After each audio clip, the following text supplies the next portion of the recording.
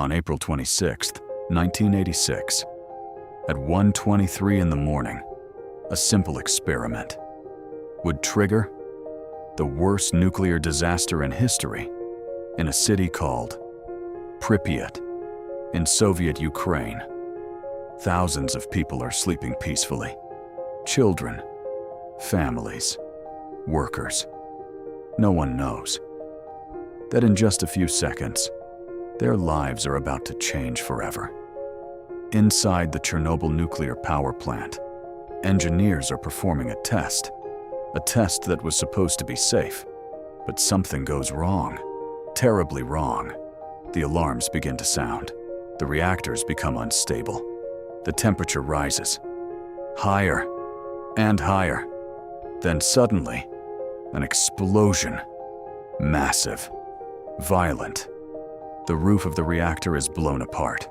A radioactive cloud rises into the sky, invisible but deadly. The workers present that night still do not understand what they have unleashed. Some approach the reactor without protection, unaware that the air around them is already killing them. Several kilometers away, the residents of Pripyat watch a strange light. Blue, bright, beautiful, without knowing that they are staring at death. Children play outside.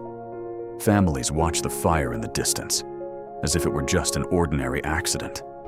But this fire isn't normal. It releases into the atmosphere radiation, hundreds of times more powerful than the Hiroshima bomb. And yet, the city continues living as if nothing happened. For hours, the Soviet authorities try to hide the truth. No one must panic. No one must know. But the firefighters arrive. Without proper equipment, without understanding the danger. They walk over radioactive debris, touch burning graphite, and breathe an invisible poison. Many of them will die. A few days later, hospitals begin to fill up. Young men, perfectly healthy just hours earlier, suddenly collapse. Even the doctors themselves do not immediately understand the scale of what they are facing. In Moscow, scientists analyze the radiation levels, and some refuse to believe the results.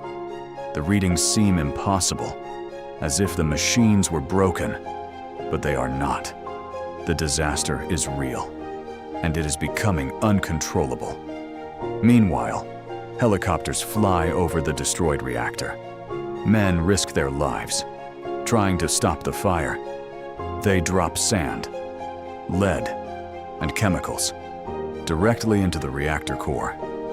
Every mission exposes the pilots to deadly doses of radiation, but they continue because they know that if the fire reaches certain areas, a second explosion, even more powerful, could make much of Europe uninhabitable. So hundreds of miners are sent beneath the reactor into unbearable heat to dig a tunnel day and night, sometimes knowing they may already be sacrificing their own lives.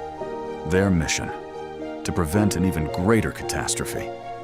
Then, the symptoms begin: dizziness, vomiting, bleeding. But it is already too late. Radiation is everywhere, in the air, in the water, inside human bodies. 36 hours after the explosion, a decision is finally made. The city must be evacuated. Buses arrive urgently. Residents are told to take only the essentials. They are told they will return in a few days, but they will never return, ever again. Pripyat becomes a ghost city, silent, abandoned, frozen in time. Even today, children's toys, schools, apartments remain exactly as they were in 1986, as if time itself stopped. But the worst part is that the radioactive cloud travels across all of Europe. Thousands of people will be exposed without ever knowing it. The world finally discovers the true scale of the disaster. And one question remains: how could something like this happen? Human error? A reactor design flaw? Government lies? Probably. All three. Even today, Chernobyl remains the symbol of a catastrophe no one thought possible. One night, that changed the world forever, and reminds us that a single moment can be enough to turn an entire city into a silent wasteland. If this story shocked you, subscribe for more true stories, even more terrifying.